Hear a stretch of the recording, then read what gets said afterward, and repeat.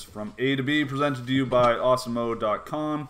This is your Tuesday golf edition. We're going to talk about the Shriners Children for Hospital Open at TPC's Summerlin, Las Vegas, Nevada. See, I'm on it. That's what we call mid-season form. I don't care that it's a swing season. We're done with the no-cut Asian Tour swings part, which, you know, not really worried about the end of that. Ben, are you in mourning at all? From the end of the Asian swing, I think I'll survive. I'm actually excited. After a couple holes, I won't be, but getting Shot Tracker back is something that I think I will be excited for until, you know, we see what happens. But at least we can see this time. That is fun.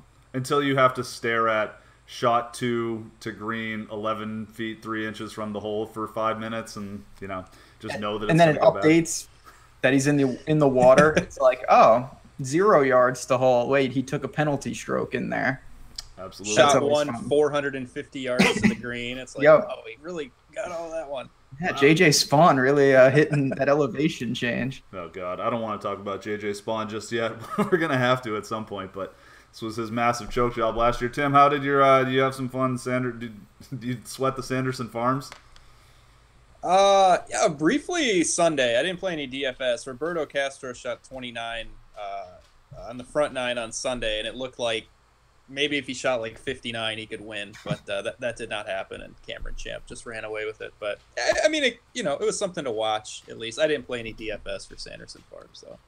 No, it's too bad. I kind of wanted to, but those tournaments were just tiny, and there was, you know, just other stuff going on. So, it's all right. I did not pay a ton of attention to Sanderson Farms. I'm going to end up digging into it because there's a fair amount of guys here that played that last week. So, I think it is relatively pertinent. But yeah, thanks everyone for tuning in. Jeff Wilson, what's up, guys? What's up with you, man? Happy to have you here. If you are following along on YouTube and you don't mind giving us a like, it would be very helpful to us. We do enjoy being helped because, you know, we all need help in these trying times. Ben, what's happening? How's your week been? It's been all right. You know, we got this is like the. You know, it's such a busy time. Obviously, NBA is every day, but like we got through NFL. Now we did Showdown yesterday. This is a brief lull where, you know, golf kind of takes over for a couple of days until we get back after it. But yeah, I mean, this isn't the worst, you know, for a swing season event. At least there's a couple big names. It's only 130 something guys this year. They shrunk it a little. I think that's just to try to get everyone through. You know, there's just not that much daylight out there. So, yeah, it's just nice to have cuts back. Honestly, that's the biggest thing for me. I don't like the sweat of a 4-day non-cut. It's hard to know where you stand. And this, you know, Friday is going to be just as important as Sunday in a lot of ways. Yeah, we're back to that. We have not had that in quite some time.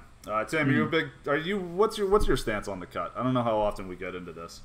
Ben and I argue about it constantly, but it's just annoying for people to hear at this point. I'm with Ben. That's right. As a guy that doesn't use projections and stuff like that as much, it's like whether I feel, and it could be totally wrong, whether I feel the guy has a good chance, bad chance of making the cut, like that's like a real big like starting point for me for picking some of these cheaper guys, and I just kind of feel lost in a no-cut event without that. I know you're more into the mathematical side than projections, and you made a great point that the cut is just added variance that you don't need, and it's, you know, if you rely on projections, then a no-cut event is actually kind of right up your alley. But for me, it's just like, as a guy who does look at current form, course history, stats, and just kind of how I feel, the cut is like a big part of just me kind of handicapping the whole tournament. And without it, it does make me feel a little bit lost. So I do like the cut tournaments that have cuts in them, for sure. Yeah, I totally get that. I mean, to be honest, like I prefer a cut event for DFS as well. I just think there is an argument that a cut is not that the cut is just kind of adding more random crap to it, but that's totally fine. It's going to be fun to get this. This is not too brutal of a cut yet. We're not talking about a 152 person field, so a little bit easier to get through. We should have, you know, at least 53% of the people are going to get through. Probably a little higher than that when you factor in all the ties.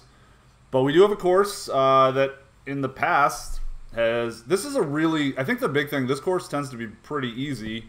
And the only defense ever is the wind, and we saw that last year, like how bad that kicked everyone's ass in the 4th round, especially. But it was like that the whole week. Doesn't look that bad this week, so probably back to more of the scores that we've seen in the past. But Tim, you want to give us a breakdown of what this course is all about? Yes, it's about a 7,200 yard par 71. So 3 par 5s. It does have a drivable par 4, which will yield some eagles. So a desert course, so there's not a lot of trees, not a lot of water. And like you said, it's been a birdie fest in the past. Last year was windy. The winning score was only 9 under. But prior to that, I mean, we've seen, 20 under, 23, 24 under.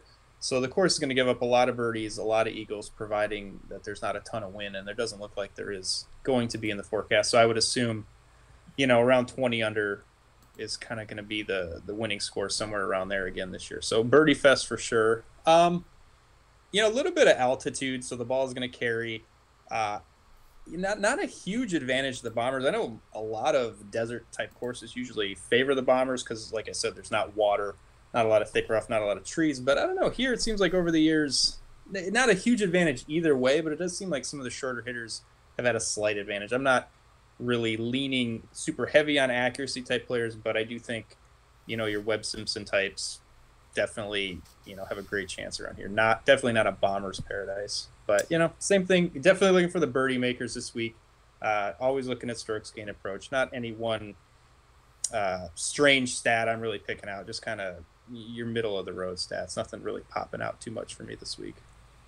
Yeah, I think the big thing. I mean, yes, there's some elevation. I think part of the reason why Bombers may have some advantage mitigated is it doesn't look like it's a super short course, but I think the elevation, I'm sure, plays a little bit to it, and it's dry. It's outside of Las Vegas. It's super dry, so like the fairways are always going to be rolling pretty hard. I think that will have the rough is about average length of a PGA Tour event, but you'd imagine.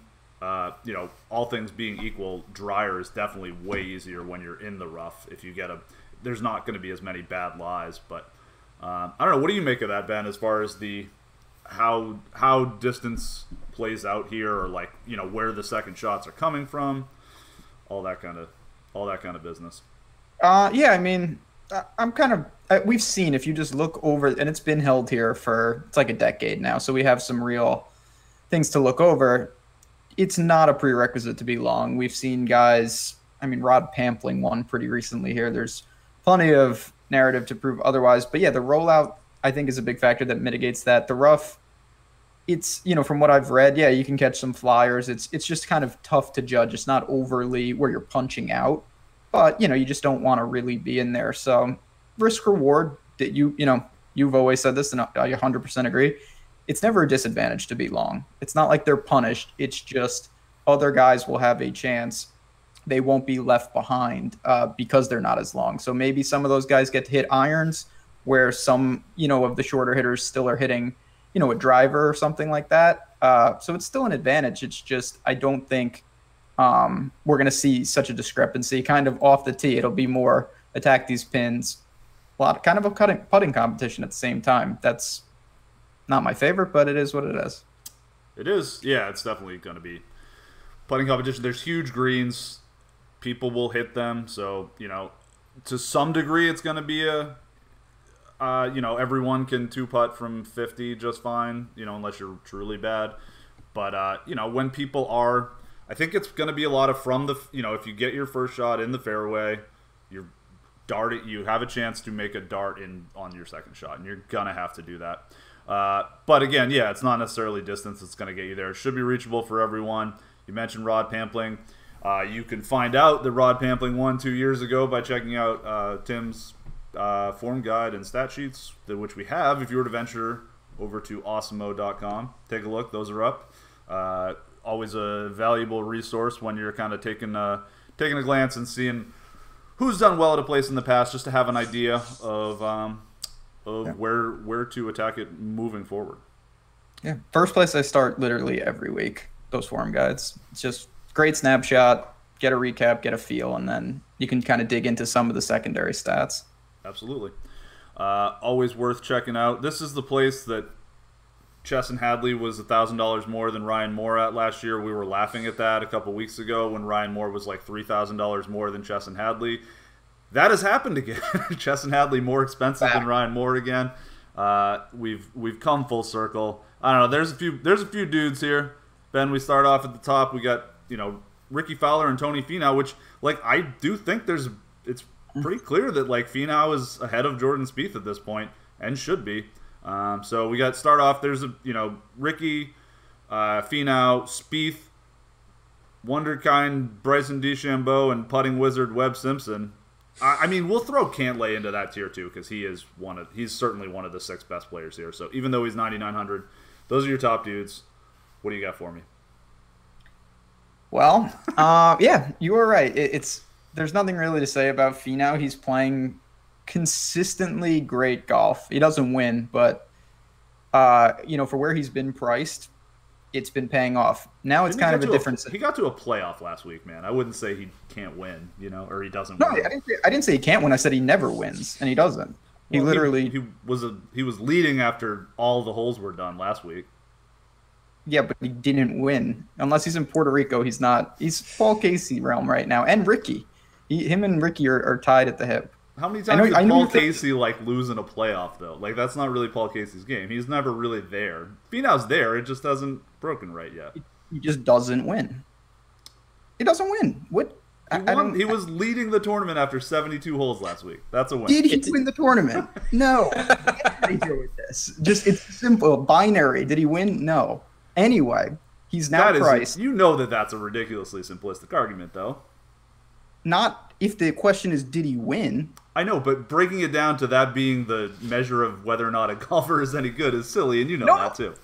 I'm arguing that he's been consistently amazing. What I was going to say was his price now, though, is putting more pressure on.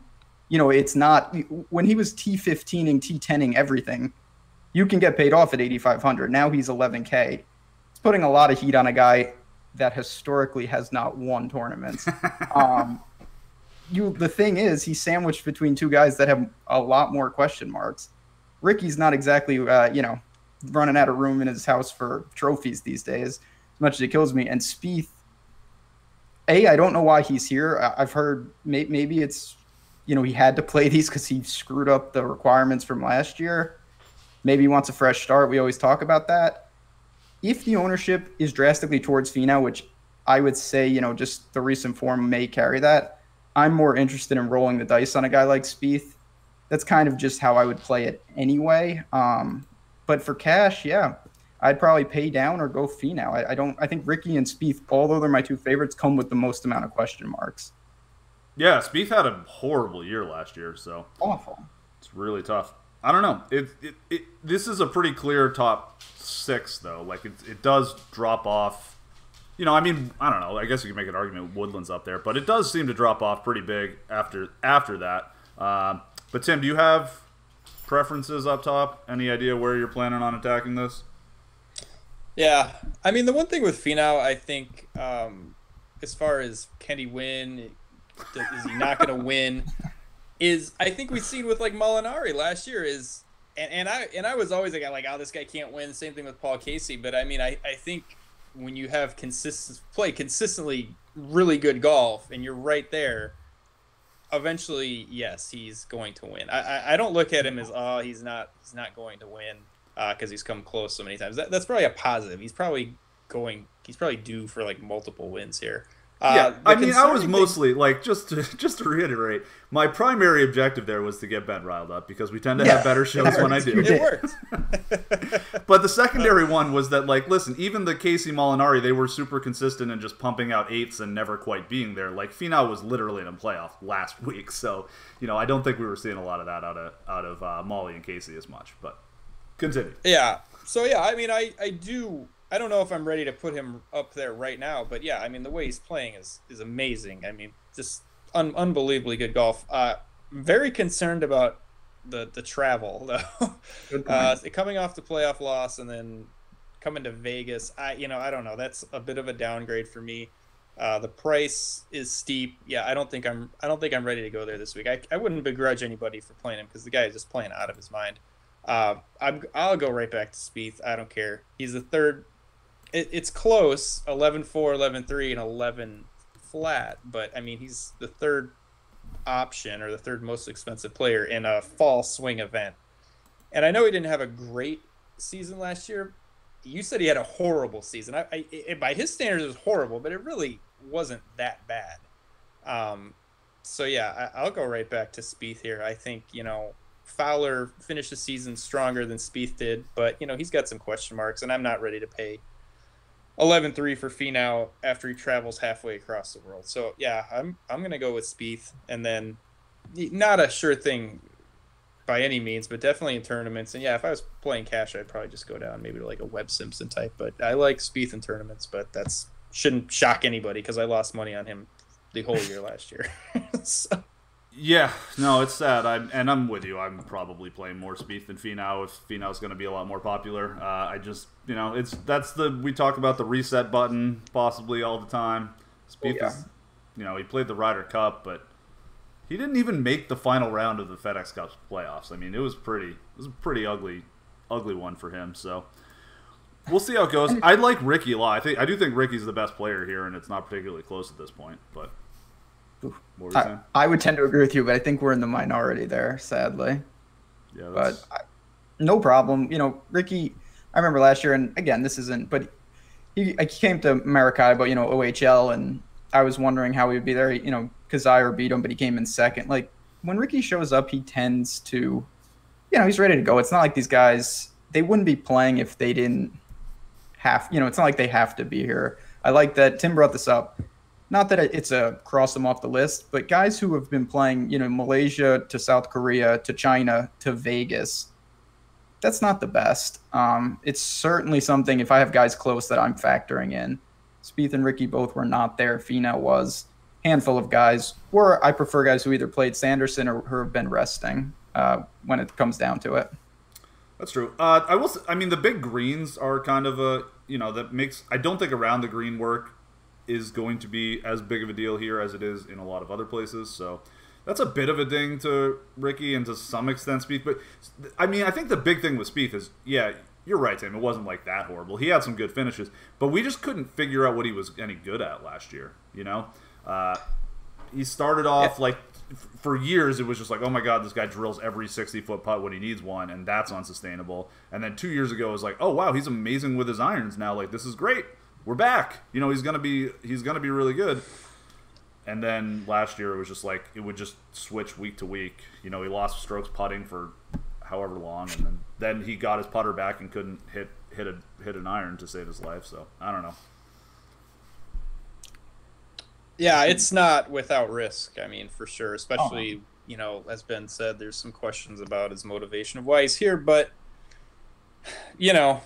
I'm not willing to, last year I would probably classify it more as an anomaly over like this is really who he is because he played so well the years prior, and to see him being priced $300 cheaper than Finau is a little egregious. I get why the pricing is the way it is, but we have to look at a little bit longer sample than just the last 12 to 15 weeks. If you go back a year, 2 years, Spieth is obviously the better player. We'll see. I'm being pot committed to Spieth a little bit due to how much I played him last year. It is definitely playing into my decision making, whether that's right or wrong. But to me, it's just the kind of situation, though. This is what you have to balance. Finau, his stock couldn't be higher, but neither could his price and ownership. Right. Whereas Spieth, I'm kind of shocked he's 11K. I thought he would be like 10,000, just with the way he had been. Disappointing people, but when you factor in the ownership and maybe not the price per se, it's just I don't know. For me, a lot of times it's just golf is we talk about this all the time. How many times has it seemed like a guy is just done? Oh, this guy it's over, and then back to normal. And then how many times is it like, wow, Tony, we'll get to Cameron Champ in a bit. Oh, this guy, he's solved golf. He's figured it out.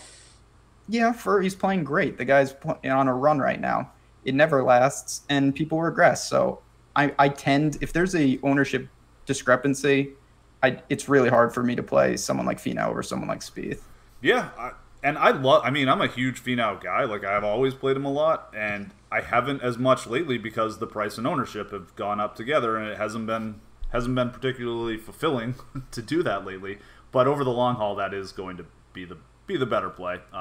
I guess what I'm saying is I do think there's a legitimate chance of Finau just becoming like one of those, sort of like Brooks last year, just breaking through it. It's like I always thought Brooks had like that. This guy could be a top 10 player. I think he will be, and I kind of feel the same way about Finau. I think he might be there. So a lot of people would say he is there. Yeah. So no, that's certainly fair. Even so, though, and I know you would agree with this, the ownership that is coming along with him, if the trends continue, it just makes it very, very difficult, no matter who you are, when you have other quality players right next to him. Yeah, if Ricky and Jordan Spieth are, yeah, exactly. Well, I don't think it'll be a third, but what do if Finau's, I don't know, 20, 25, and those guys are 12 to 15, like, I'd still rather go with those guys. I mean, do you think it'll be like 30 to 10? At first glance, I did think that. Yeah, it was Spieth in particular. I could be wrong, but I just thought that Finau the recent form is unbelievable. Spieth, as Tim and everyone, all three of us talked about it wasn't a great year for him. I saw that kind of maybe being like a 3x situation. Huh. Yeah, it's possible. We'll see. It's a long way to go. Spieth never got low ownership last year, as many times as we talked about it, and as many times as we kept playing. Also a good point. It never really came down. And then we got young phenom Bryson DeChambeau and like reigning champion Patrick Cantlay. I know you usually don't like to take reigning champs, but that seems like a pretty damn fair price tag for this crew on Cantlay. So I think that's certainly a cash play for me. Don't mind it at all. Yeah, I'm not. That's something I've tried to grow out of because that's just not a smart thing to take, to have hard and fast rules like that. I liked Cantlay here last year. He got it done. I will say, just on a macro level, last year he was 50% owned. Yeah, he super popular, but just the wind. That tournament is, when I'm looking at how guys did, I'm weighing last year a little differently. I don't think we see those conditions. That's a different skill set, but he did win here, and I have no problem going back to him, especially in something like cash. Like Tim said, him or Webb would be a guy I'd be pretty comfortable starting with. Yep, I think that works. Next tier, Tim, talk to us. We got some bombers, some Web.com tour players. Wow. No longer the reigning champ, but the current champ. Kuchar, Jesus, I mean that stands out a little bit. Yeah, that was an aggressive price on Kuchar. I don't know. You 9,100? I don't know. That's. I like it fine. I think a lot of people are going to be on Woodland. Obviously, second and a fifth on the Asian swing. He struck the ball so great last year. The problem with him is the putter. I don't know whether it's going to show up to pay off 9,700, but I do think people will be on him. Not a big fan of this range in general. Hadley overpriced at 9,300. That just seems egregious for him, especially at 50 to 1 odds. It just doesn't really line up when you try and match up the outright odds, and the pricing that just stuck out in that aspect as a poor value. Cameron Champ, I don't know. I just kind of think all these guys in the low nines are a little bit overpriced. I like Cantlay, Woodland for like a cash type game, but probably skipping over Hadley, Champ, Kuchar, Putnam, all these guys for tournaments. I think people are going to probably go back to Champ just because, everybody loved him and he won last week, but he gained 9 strokes putting, and that's never going to happen again with him. So realistically, he won that event with the putter, which is obviously not his game. He gained a lot of strokes off the tee, but the approach game was pretty much just average. So it really wasn't anything that made me think he was going to be able to repeat that performance this week. So yeah, kind of a dead range for me. I mean, obviously Woodland and Cantlay are good plays, but the lower 9, I'm not into any of these guys at all. Okay. I like Kuchar. I think that's a pretty fair price tag. 9,100 for that guy? I don't know. Good player. I don't know. What do you think, Ben? He had a bad year last year. I would consider him having a pretty poor year last year. I don't know. Yeah, it was pretty rocky. I mean, the thing with Kuchar, it used to be he was just a model of consistency. That's not what the problem. Last year he was just inconsistent. He was missing cuts.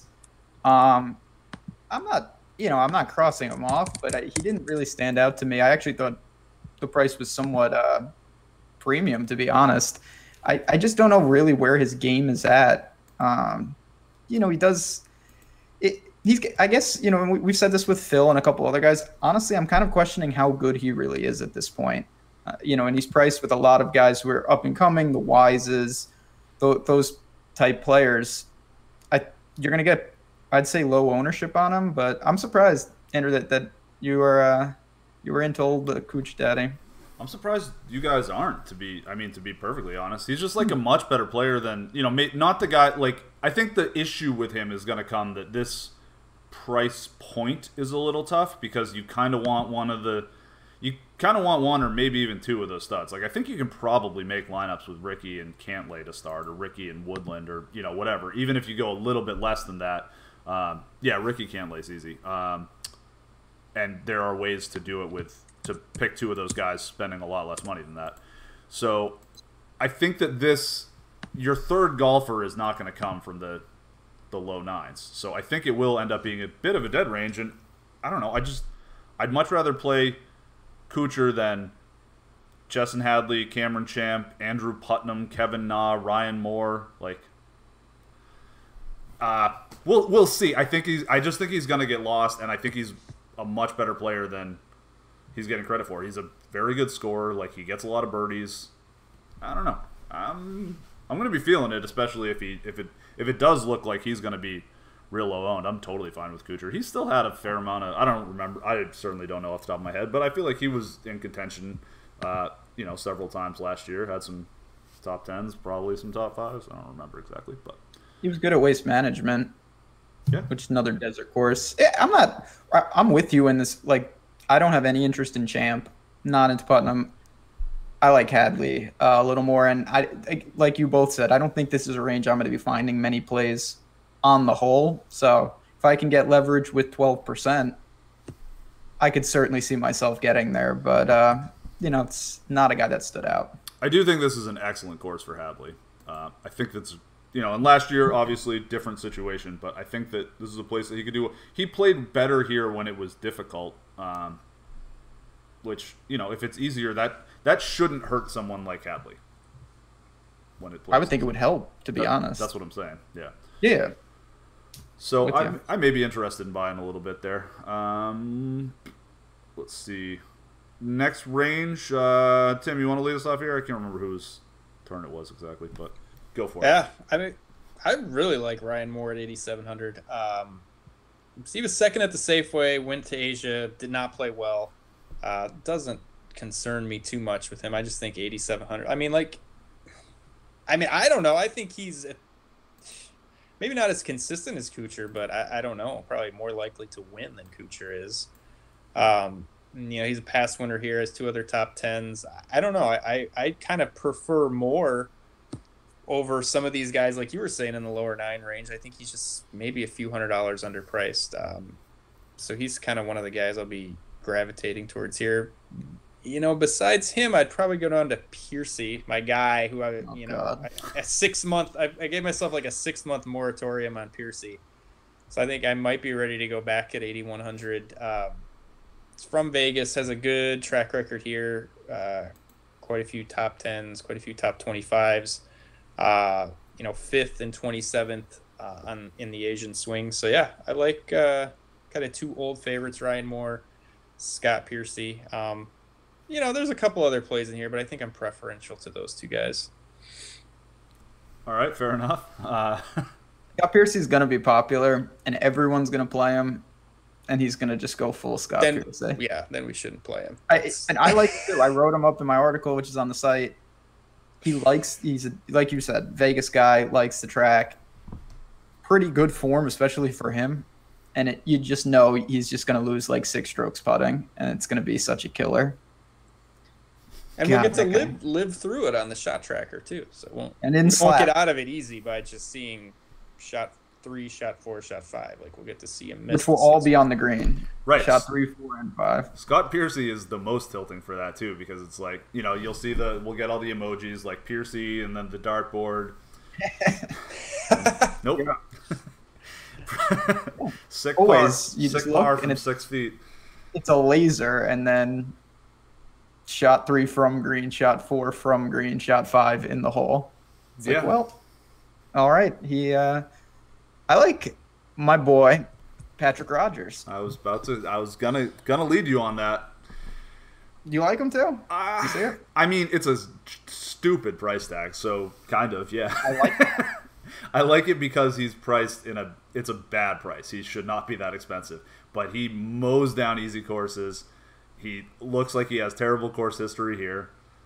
He'll be, 2-3% owned? Like, I can't imagine anyone plays him. And he does have the upside to just kind of go crazy at some place like this. I mean, do I love it? No. But is it a play? Sure. This kind of guy, though, I just said this with some other people. 8,500, I'm happy to see him there because when he gets it right, he pays off almost any price tag you could set. If he misses the cut, it doesn't really matter where he's priced. Exactly. And if he was 7,300, he'd be, I don't know, 11, 12% owned. Yeah, and that's a pretty easy fade. But no one's going to touch him at this ownership. Well, I am on, easy course guy. He's playing pretty well. He's got a hot putter, and his irons are good right now. We'll save. You should check out our show tomorrow night. We'll have our Wednesday golf show. That's where the hot takes will be flying, and I will have some stuff to say on Patrick Rogers. What do you make of Chile? God, I don't know, honestly. He's a tough guy to grasp where he's really at. He cooled off. The ownership has cooled down. I think it's kind of a cancel spot for me, to be honest. I don't really have a strong take. Yeah, I mean, the price is intriguing enough. Like, that's the thing, is like the Rogers, like, obviously Chilean Amateur is a better golfer than Patrick Rogers. No one is arguing against that. It's just that at those price tags, we're going to be looking at 20% owned Chilean Amateur and 2% owned Patrick Rogers. And that says to me, might as well get dangerous, because if it pays off, it's a really nice spot. This is fun, actually. I mean, we're looking at this like we don't usually disagree as much as we are disagreeing right now, and it's because no one has any idea what's going on yet. Like, it's the very early on in the swing season. It's not like we haven't been paying attention, but there's just not a whole lot to glean from it. So anyone that becomes like super chalk in these situations can be pretty juicy fades. Let's see here. Any other guys in the sort of mid eighths, or are we ready to move on down below to Scott Piercy clone Ryan Palmer? I'm ready to get into the sevens if you guys are. Yeah, Sungjae Im will probably be popular again. He's fine, like, whatever. That guy's overpriced to me, but he's awful. Oh wow. Tell us how you really feel. I just want to be on the opposite side of everybody, and my take is that he's just not good. That's where I'm at with Champ. It's just hard to say that this week. Go say that on Twitter and see what happens. People will come after you with pitchforks. Yeah, I don't know. I mean, people just love him, and it's like I'm not seeing it at all. The dude, like, he had a good early season, but man, he just like came through and pulled out a bunch of like 40ths on the web.com, and it's like, oh wow, what a season! Like, that's all he's done the last several months, except for the one. Wherever Safeway, he was really good, but I'm more of a fan than him. Not that I'm totally sold on him, but I like him more than you guys. You guys are just Denny McCarthy closet truthers. I know the truth. He's right next to him. Denny McCarthy had a better web.com season than Sungjae Im. Hot take. Yeah, that's hot, all right. No, it's not hot. That's no one even. Yeah, except that no one else has even looked at the web.com. They just saw, all they know is that Im won the money list, therefore, great play. McCarthy was better, and I don't like McCarthy either. It's the web.com tour. It's like people coming over from Europe. I don't expect them to come in. Clever. To start. Had to get that in the. What about your boy Martin Laird? Another Vegas guy. No. Likes not a lot of success here, but track record here. Thought you'd be interested in that. I don't think this is a Martin Laird spot. I've liked him when it's been like fields just this bad, and he's been like 7,200. It's been like, I don't know. There's been much better spots for him. There's players I like down here, so no. Interesting. Not really. I'd much rather play Austin Cook than Martin Laird, and would probably have Austin Cook as my like third guy in cash if you're playing two very expensive dudes, which is I think where I'm leaning. Gotta lock in that T40 when you can. Yeah, exactly. This is T40 season, buddy. We're back to that. T40s ain't getting it done in Asia, where the real men go to play. But here, T40 will treat you right. Don't sleep on Bronson Burgoon. I'm telling you. Buy low candidate. I played him, he's great over in Asia, drives the ball really well. Not popular. Could take advantage of the par fives. He'll be more popular than Martin Laird. Ooh, really? Oh, yeah. I don't know. Laird finished 7th last week, and he has a win and a second here. That's what really? He's got some success here, and I think Laird's going to be somewhat popular. Huh. Yeah, Laird, I don't think he'll be chalk, but he'll probably be more popular than you would want. This does not strike me as a Laird course at all. I mean, he is a Vegas guy, and okay, settle down, fellas. He came in first and second 10 years ago. So, old habits die hard, man. What can I say? 10 years ago. He hasn't done shit since. His best. I think the win was that it was like dark, and he hit a hole in one on a par 3. I honestly think it was like in a playoff, and it was like almost pitch black, and somehow he hit a hole in one on a par 3 to win it. I believe. It sounds like something he would do. Yeah, elite course history, guys. Yep, great. Get out of here with this Martin Laird crap. Come on. It's gonna. When you look at course history, you got to throw out. You only look at the good rounds, like or the good numbers. Like, oh, he has a win in a second, and then he missed 8 other cuts here. Yeah, so that means 20% to come in first or second. Like, not too shabby. Yep, I see red on Fantasy Golf Man's form guide. There we go. It's over. Boom. He's in. He also has 2 missed cuts since his last top 15. So he did play well last week. Yeah, real talk. So form could be good. I'm not ruling him out. That's a guy on the questionable list. Okay. I mean, I'd rather play Cook. I'd rather play Burgoon. And I don't know. Take that. We did have, we're getting down to that range. So if you have players, throw them in. We did have someone ask thoughts on your boy, Kokrak. Whose boy? He's not my boy. One of your boys. It's not mine. Not mine. All right, Tim, you're it's like hot potato with this guy. He's not my boy. I don't see anything that says to play Kokrak. I don't see anything that's like really leading me to him. He's always low owned and high variance, it seems like. So, he's probably going to be 2%, I would say, in tournaments. But I don't know. I don't see any reason to play him. But he's kind of all over the map, at least just from when I think of Kokrak. This place could fit him a little bit because he is one of those guys that is better the further away from the hole he is. Like, he gets bad when he's up close, and he has horrible around the green game and horrible putting. Around the green game, in theory, shouldn't be as big of a thing here. So, if it's not. Cantlay won last year. Yeah. In the wind. You just said it was like you had to throw out last year. I just had to get that in there. I was avoiding saying that earlier because I just didn't that's right. You know the truth. Just didn't want to get there. Kokrak, honestly, he's the kind of guy I wouldn't hate as like a first-round leader bet. He could get really hot. Not sure he can sustain it through 72 holes. If you're making a ton of teams, as a portfolio, maybe you throw in 5%, but certainly not a core play for me either. I would consider him this week. I don't think I've considered him in a year, really. So there you go. Somewhat. What about is Siwoo Kim going to be more than 2%? This is just the eternal question on Siwoo Kim. Over under 2% owned. Over. Pass. 23rd and 10th in his last 2 starts. Yeah. And that's a pass. That's automatically over.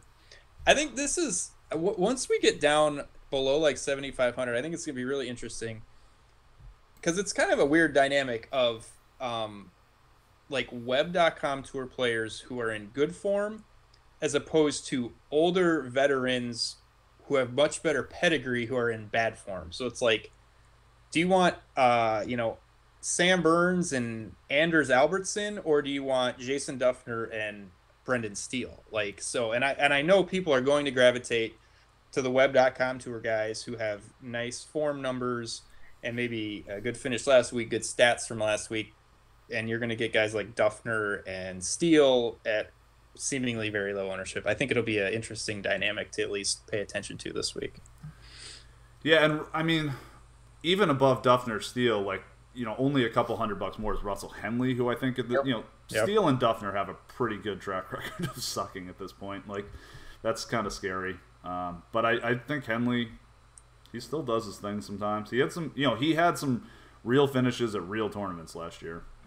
Yeah, he's a real player, no doubt about it. Now his form has been bad. Not as bad as not Duffner and Steele bad, but it's been shaky. And yeah, Tim's right. I was looking at that too. You have guys like Dylan Meyer, Adam Schenk, and it's like, they're coming in, they're playing pretty well. I'm also just, every situation's different, but I tend to go with long-term talent over, if you told me one of those guys is top fiving, give me out of form Russell Henley over some of these webbies, because there's the thing I think people forget how many of them there are. Some of them are going to play really well here. There's just 15 of them. 10 are not going to make the, so how do you distinguish between all of these guys? It's not that simple to kind of prioritize them. Or not. Yeah, fair enough. Sorry, I saw a question in the chat that is a really good one, and one that we talk about sometimes, but it's an age-old discussion we might as well get into, which is, if you guys think this will be a putting competition, should I roster a lot of good putters? And thoughts on Beau Hossler as an extension of that. I don't. I very rarely go out of my way to roster good putters. I think it's something to think about this week. I wouldn't. There's a lot of weeks I totally disregard putting, which I'm not saying is right or wrong. It's just what I do. I focus on ball striking. I mean, yeah, there are a handful of tournaments a year where maybe you will want to mix in some guys. If you have another reason to play them, I wouldn't say, hey, I'm just playing this guy because he's a good putter. I mean, if there's some indicators there, at least for me, and I say, maybe a tiebreaker is, yes, he's a very good putter, I would go ahead and fire away. But putting is generally not anything I look at. 100%. Putting is just, it's the least stable skill out there. So on the whole, I think all three of us, there are exceptions. There are people who are good putters, but looking at the difference between a guy who gains a tenth of a stroke putting per round on average versus the guy who loses a tenth of a stroke putting per average on a round, that's not an actionable difference. There's just, it changes so much week to week. Occasionally there's horrible dudes, and even that I think is more of a weekend golf showdown or a no-cut event where you need guys to put up the crazy nuke rounds with the crazy points. Yep. No, I'm with you. Of course, like Tim said, I would prefer all my guys be – it's hard to roster someone like Scott Piercy. The difference is, and we're all saying the same thing, Scott Piercy could get hot with the putter this week. It's way less likely that a terrible ball striker just starts smoking irons. Can it happen? Yeah, but it's way less likely. And putting, even good putters, on a week to week, they're going to lose strokes putting, and then eventually they revert back to being good putters. It's just a very, very high, volatile stat. Especially in an event with a cut, because look what happens when Jason Day isn't hitting every 12-foot putt. He gets into a lot of trouble at this point, and that's an elite player. So even it can get ugly fast. Mm-hmm. And one more thing, I mean, last year Patrick Cantlay was 153rd in strokes gained putting on the year. He won here. 2 years ago, Rod Pampling was 187th in strokes gained putting on the year. So they were horrible putters that year. They both won. I mean, you're chasing your tail, kind of trying to zero in on when these great putting performances are going to come. Mm-hmm. I was talking about Rory at Bay Hill, where he gained an obscene amount of strokes putting. I mean, it's not worth. Yeah, you're going to do more harm than good trying to figure out when these amazing putting rounds are coming, because there's so much variance involved in them. Yeah.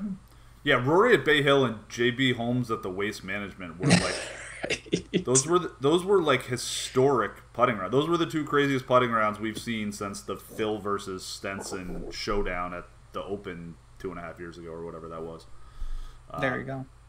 It's just putting comes and goes, and iron play. It basically the closer to the hole you are, the more variance there is in the shot. Putting is the most all over the place. Around the green is the second. Iron work is very stable. Off the tee work is generally the most stable. So, and then just to wrap up the question, which is a good one, I will say that Beau Hossler is in the bucket of guys who are really good putters. That guy putts consistently. He's not immune to having some bad ones. The problem with him is tee to green game is really weak, and he leans on the putter heavily. He is a horrible iron player.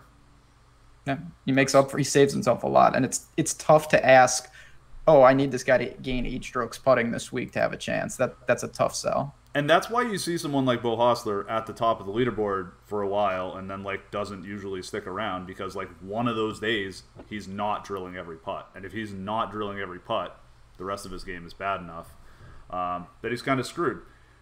Should we let this bring us into Wes Bryant talk? Because he's the poster boy for this, and he's here. He's back. our favorite golfer.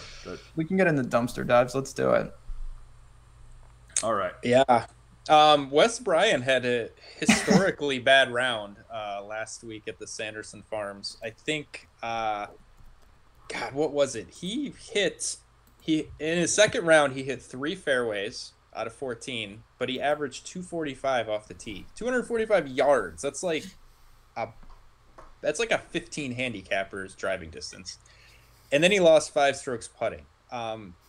So I just have some numbers here I wanted to go over. He's played 4 rounds. He's played 2 rounds at the Safeway, 2 rounds at the Sanderson's Farms. His strokes gained total, so where he placed, he lost 6.5 strokes in round 1 at the Safeway, 5.3 in round 2, 6.2 in the round 1 of the Sanderson's Farms, and he lost 10 strokes in round 2 of the Sanderson's Farms. So he hasn't had a round this year better than negative 5.3 strokes gained. So he hasn't made the cut. He hasn't even come close to making the cut. Yeah. We're going to have to lay off this guy pretty soon. It's getting sad. It was fun to make fun of him when it was like, all right, he's a great putter. When it's like, I can't believe this loser is winning tournaments. He's a trick shot kid. That's all he is. It was just one of those guys. But he's fallen so far that it's like, oh, man, I just kind of feel bad for him now. He's in Smiley. Well, and it's ironically, Smiley's win was here. So just saying, maybe Wes Bryant can extend that tour card. I think this is his last year, unless I'm wrong. I think this is his last exempt year on tour. And the way he's going so far, probably not going to get in that 125 unless he has. It was one thing when he would lose. I mean, his off the tee is gone, but he used to gain 3 strokes putting every week. Now it's yips on top of everything. It's tough to see. This is what's going to happen once Beau Hossler loses his magic touch. It's going to be ugly. It's going to be ugly. Wes Bryant won 3 times on the Web.com tour the year before, his last year on the Web. 3 times. I mean, he was good. Yeah, I don't know. He's got talent. It's not like it's. I mean, all these guys. Even Smiley was in the final pairing at Augusta, and he shot 90. And he shot. Well, that's true too. But he was one of those guys. He was in the final group, but you didn't see him hit a shot after the 3rd hole. Yeah, he pulled the Keegan from that FedEx Cup event not too long ago. Where it's like, oh yeah, he's still playing. Anyway, are there guys down here? There's some guys. There are some guys. There's some dudes that I think we all sort of like. I'm just going to rattle off some names here that, these are guys that are in some trouble, for various reasons. But some of the notables, Grayson Murray, Nick Watney, JJ Spawn, the greatest player of all time, Anirban Lahiri, Brandon Hagee is back. Seamus Power, Mac Hughes, who's an easy course specialist we talk about a lot. Bud Cauley is occasionally a guy we're a fan of. Roberto Castro, who we all loved years ago, sort of to varying degrees, and has come back, regained his tour card. Mullinax, I don't know. That's the list. It's Conrad Connors. Just kidding, don't count him. But let's want to talk about some of those guys. Yeah, there's a lot of names down here. I'll lead off with Spawn.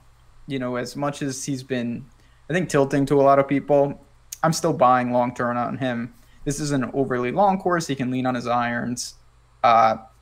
You know, that's just a guy I'm going to continuously probably buy unless something changes. I think the breakthrough is kind of coming. One guy you didn't mention, I know you just rattled off like 10 names, and now I'm just adding one, but he belongs in the list. You like him too, is JT Poston. He's down there. I like him as well. What, you're not? Oh, you gave me the head, man? No good? He's fine. You're right. He belongs in this list of names, I guess. Put him in the list. He wants to be on the list. He's by far the most boring of all 10 of those names, though. Yeah, no. I was gonna say no, but yeah, I think that's true.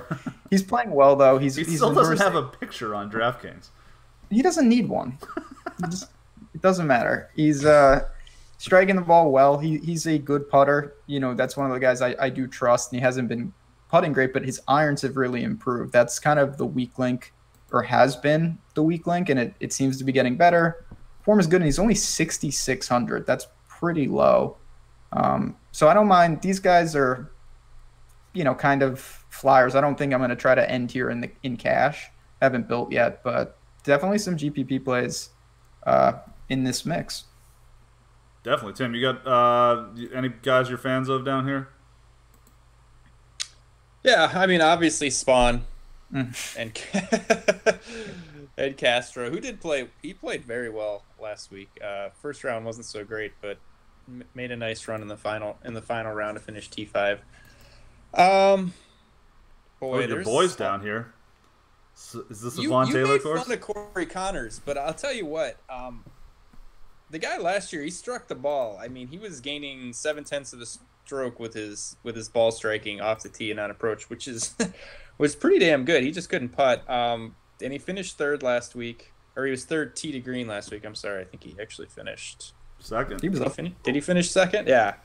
The guy is an elite ball striker. Just awful. One of the worst short games. Terrible around the green. Terrible on the green.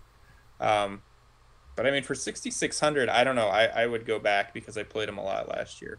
But yeah, I don't know. There's all kinds of guys. Like I said, if you want to go with the old faithful guys, Duffners, Danny Lees, I don't know if you know they're washed up or not. And then you have some of the web.com tour guys who are in great form. Your Seth Reeves, your Anders Albertson, who struck the ball apparently like a god last week, first in tee to green, first in approach, and just couldn't putt. And he finished the web.com tour last year very well. Yeah. So I don't know. I don't know what some of the ownership will be on these, you know, web.com tour guys when you look at their form, and it seems much better than some of the PGA tour guys who didn't play so well. But yeah, I mean, there's options down here. I don't think I'm going below. I mean, there's nothing that's really sticking out to me below 6,500. There's some dart throws, but nothing that I really see as being somebody I'm really targeting. Yeah, I don't think you want to go below 6,500 either. That seems a little sketchy. I mean, there's like somebody was down here. Jaeger? Jaeger's actually hasn't been playing bad, but no, he hasn't. And John it's just Hunt gonna be how and necessary. Bryce Garnett, who's not like a horrendous player, you know, like nothing special, but Bryce Garnett, let's just be clear, Bryce Garnett last year did what all of these guys we're talking about right now, that he was the Anders Albertson, Sung J M of the web.com last year, and he was just kind of middling all year on the PGA Tour. Nothing. One. What? He has a win, doesn't he? Probably. I think he got one last year, so there's some upside there. Yep. He is popping a little bit in the first round of the projections I did, for what it's worth. But what do you guys think about Jose de Jesus Rodriguez? Your boy. That's another one of... I'm touting him at some point this year. There's some names still in these that... Yeah, I've not there's some bad... We did have a question from chat, though, about Carlos Ortiz, who... He was third last week. He gained a lot of strokes putting, though. You know, at this point, I think you can... You know, he's real enough where I say if you see an angle on him, I wouldn't mind. He's going to be 1% owned. But again, I think I'm prioritizing kind of like JJ Spawn, even someone like, you know, Watney, Lahiri. I have those guys ahead of him. Just prefer to prefer to use them in GPP. Yeah. I think I'm laying off of guys who I do like long term, Grayson Murray and Brandon Hagee for now. They're just playing horrible, so it's bad enough that I'm scared off for every week with this truck. Yeah, I know. Did Murray WD last week? Something. I think. Yeah. Or did he get DQ'd? No, he withdrew. So we have that. He shot a 43 in the second round, which is, by my count, 29 under, and he didn't make the cut. So, guessing he didn't finish his round. Good point. Is Bud Cauley not the most talented of all of these dudes down here? Like, what's going on with him? Yeah. Ben, I know you've had your dalliances in Cauley season, Cauley territory. That guy's awesome. He was rolling along, got into a really bad car accident, and now he's back. We don't really have. I think he played at the Safeway. I think it was uneventful, made the cut and did nothing. So if you think he's returning to form, there's no doubt in my mind that Bud Cauley, in a field like this, is more in the mid sevens, even maybe low eights than where he's priced. So don't mind it. It's just a matter of where is his game at. We haven't seen much.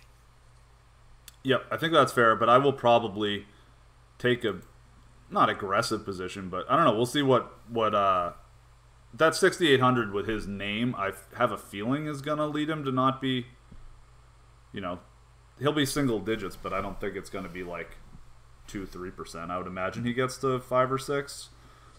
I can probably get to 10 on that, though. I would see what happens. I think people will be scared off by the fact that he was in that bad car accident and then didn't play for like the second half of the year.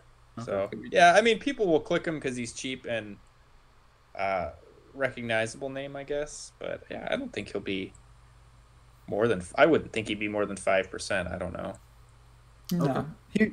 I think you're spot on. Just not going to be a 1%er just because people know him and whatnot. Certainly not going to be popular either. So, yeah, it's just a matter. We don't know, obviously. If we knew, the price would have adjusted. It's just, are you going to buy in early and take the risk on a guy who's better than his price tag if he's healthy? I probably will too, to be honest. I think the made cut at Safeway was definitely a good sign. I mean, if you didn't know he was in a car accident, you would see like 43rd at the Safeway and not think much. But that was his first event back in a really long time after being in a really bad car accident. So, yeah, I mean, he hung in there, made the cut, and didn't fly to Asia, and which is probably a good thing. So, yeah. Yeah, I'm sure. I think he obviously, and at this point, we say this all the time, what are you really asking? He needs to make a cut. Come Sunday, if he's there, you're going to be pretty happy. Totally true. Hope he's there. Hope he's, way up there. Last guy I sort of want to talk about, just because I don't know what to do about this, but I'm interested in what you guys have to say about a guy I used to really like and then totally have got off of, wrote him off, and then he's been not even that quietly back for about 6 months. Is Harold Varner. What are we doing here? Ooh. I was a huge fan of his coming up, and then he just sucked. That's gonna burn you, because I never really played him much, and I was fading him when he was massive chalk, and he was killing me for a while there. Yeah. Flat 7.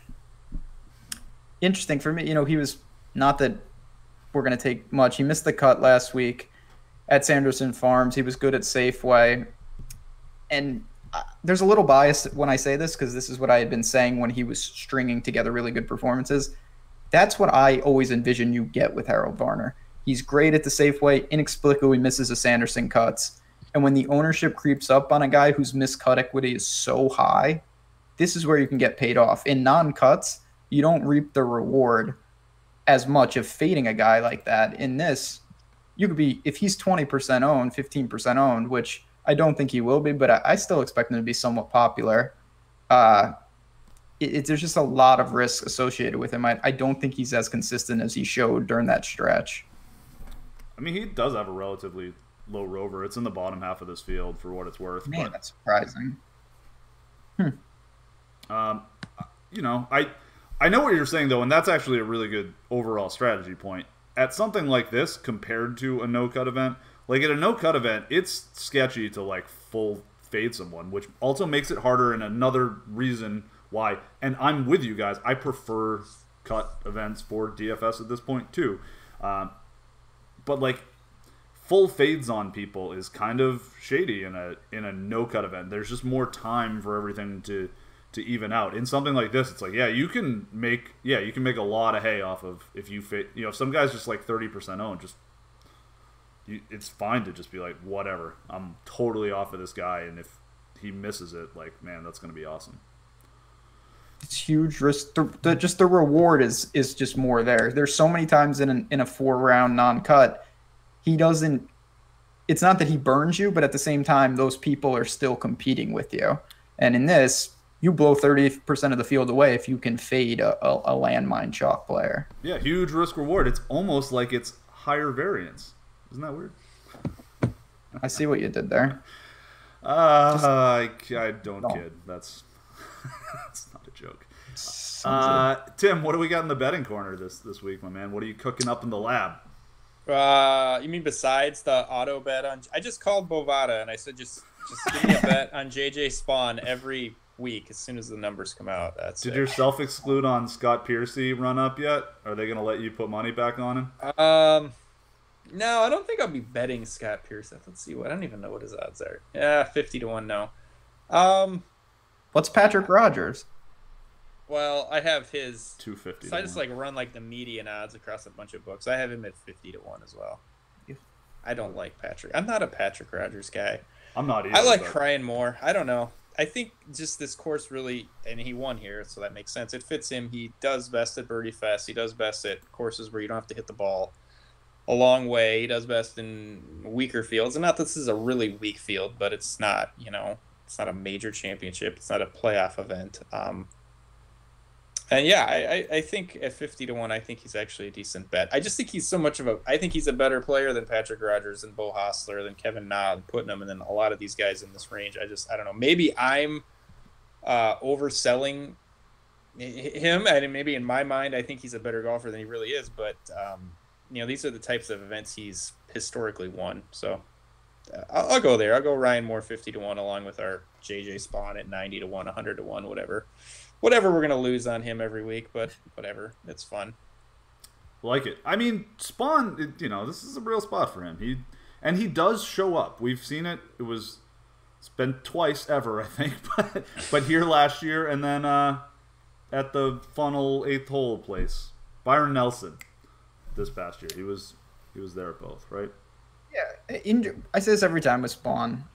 Injuries really stop that momentum. I think he would be in a different spot, different perception from a lot of people. And yeah, he was second at RSM as well.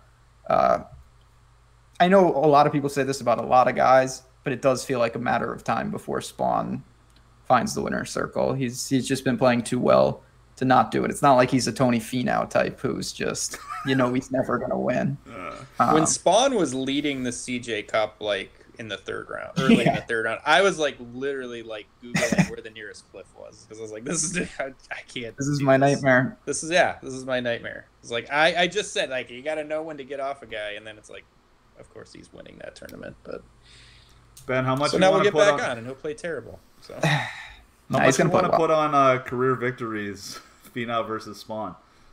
Get whatever you want, because it's going to be a push when neither of them. You got a Puerto Rico Open on me. Hey, that counts. I mean, we can go from this point forward. Should we count the Web.com tour events for, JJ in 3 seasons? That'll be helpful. It would, yeah. He would murder it down there. No, I mean, I'm with you. I've been a pretty big JJ apologist. I like that guy. He's a good player. Like I said. There's some guys like that. They're gonna burn you here. It's like Hadley. I know everyone rips on Hadley.